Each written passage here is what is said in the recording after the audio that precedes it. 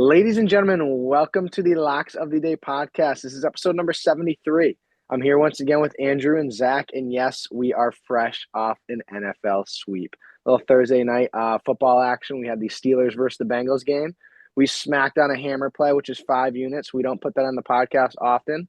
That was Bengals +7 at a minus 110. Or no, minus, what was that? 155. 155, my bad. Apologies. Three-star Bengals money line +220. That's 3 units. Cash that. Two-star Noah Fant, 4+ receptions, +100. Cash Easy. that.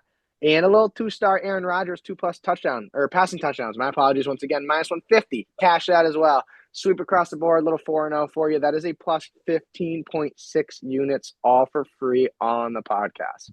That is not including what we had on premium, which if you are a premium member, you also got a 3-star T. Higgins anytime touchdown, which was a +215. That's 3-unit play. And a 2-unit play, 2-star T. Higgins 70+ receiving yards at a +225. That also cashed. So that's another +10.95 units right there. Combine all of that, you're talking 6 for 6 Thursday night football, up 26.55 units. Pretty crazy. Locks of the day right there for you, sweeping across the board. And we're here to give you week 7 Sunday locks. A lot of action right there. Hope you guys just got all that in. But yes, 6-0, we swept and we're ready to do it again. Andy, you got the first 3-star as well. My bad. Little TV parlay. We haven't hit one yet. This is the We're week. hitting one. This is the week. We're hitting I one. got a good feeling that this is the We week. gotta hit one. Just know that. But anyways, kick him off with a 3-star, kid. Yes, sir. 3-star for this week. It's gonna be the New Orleans Saints money line +190. I know it's tough to bet on a 1-5 team, but hear me out. 1-5 record is what it is. It's a week-to-week league here. Like it is what it is. Saints had some tough opponents beginning of the season. San Fran, Seattle, Buffalo, Cardinals week one. That's a tough week one team. And then last week, red hot Pats, like Drake May's just going crazy. So Saints kind of got tossed into the fire right off rip, and honestly, they played some competitive games this year, and they just haven't had the outcome they wanted. They kind of crumbled late in a couple of those games and a couple of those losses. But this week, I see a little differently, especially with the Bears coming off their third straight win, and 2 of those wins they've only won by a single point, so not impressive. Williams, not good either. He's very inaccurate. Um, I expect the Saints to get after him and make him throw the ball in a hurry and get Williams uncomfortable and force him to get out of the pocket and make a stupid throw. He's good for a couple of those. Maybe a little interception, never know. He's been altering every other game. No interception, interception, no interception. Last week didn't throw one. Man's down. That's what that means. Bears O-line still not good. Williams getting sacked at least twice a game. And looking at the Bears defense now, they're bottom 6 when it comes to giving up points. They let up 28 per game. They've given up the second most amount of rushing yards to running backs at 125 per game, and they give up the second most yards on the ground at 158, I'm pretty sure it was. And what I'm looking at here is Kamara. He hasn't had a big game yet this year. Uh, that man's due. And if the Bears aren't going to fix their run defense, that dude's going to have a field day. So give me the fucking Saints on the money line +190. I think that's free money, boys. I love it.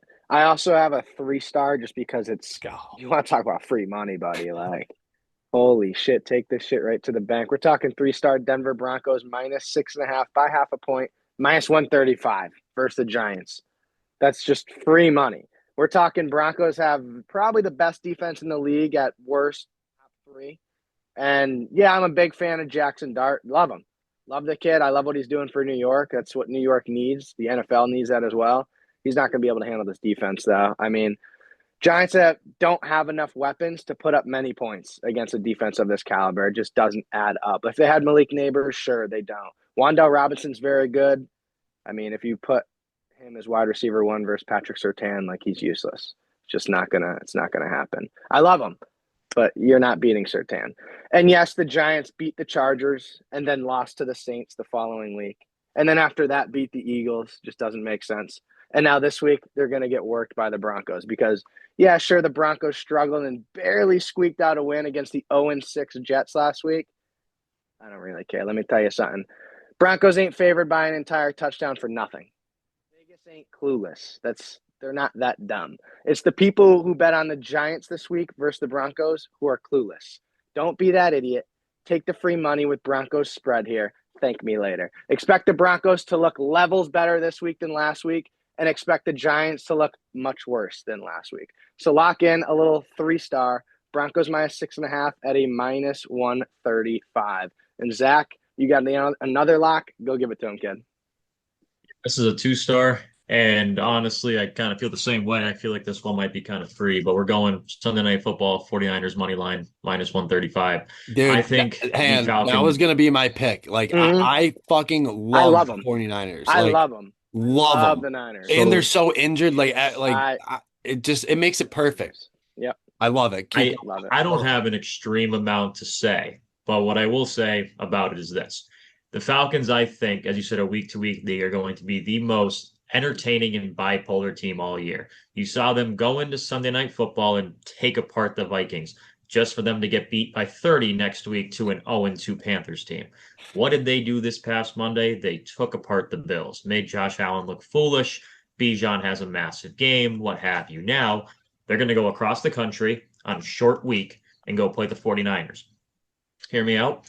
I think Mac Jones and this 49ers team, I think the 49ers play better when Mac Jones is the quarterback. I feel like they play tougher and they play with more of an edge. And that's kind of, I feel like how it's been. I feel like they're trying to install some confidence in him, and I feel like he's played really well.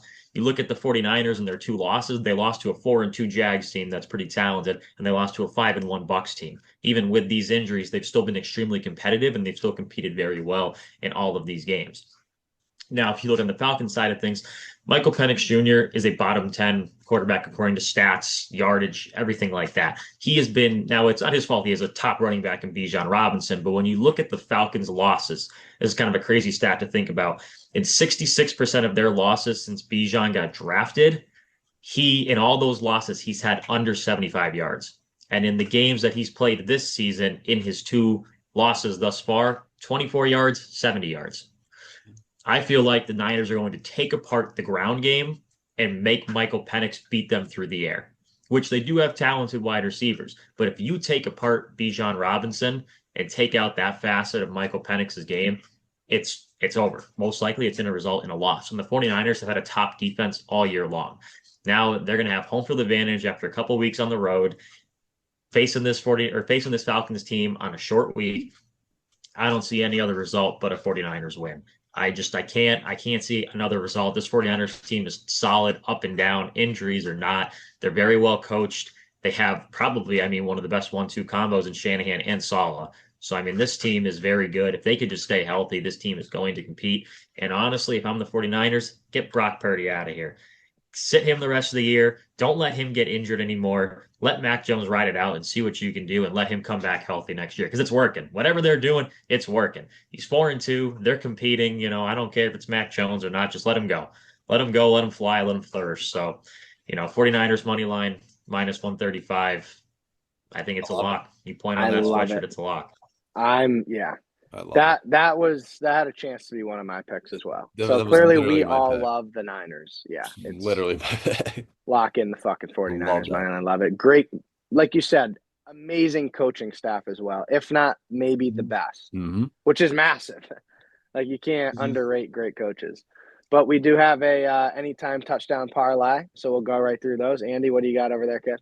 I'm sticking in New Orleans. Give me Kamara plus 155. Yep. Lock. Zach, what do you got? I've got Breece Hall plus 100 for the Jets. How ironic is that? No way. How ironic is that? That's never happened before. I also have Breece Hall for his first touchdown of the year.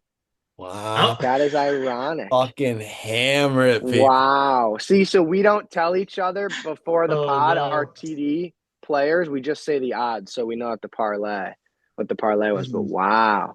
That's ironic. I don't even know what to say to that. I don't know. Got a little Breece Hall, got a little Kamara. Hammer play. Tried it out with 2. Yeah. With 2. I don't know what that pays because it was going to pay $875. Give me Breece Hall 2 and Kamara for 2. No, you know what? Honestly. Yeah, no, Breece Hall 2. He doesn't have a touchdown. That's our pick, Zach. It's Breece Hall 2. 2 touchdowns. Okay. We each got him for 1. You know, 1 + 1 = Yeah. 2. It's pretty common There you sense. go. So lock that in. The That's Jets, sweet.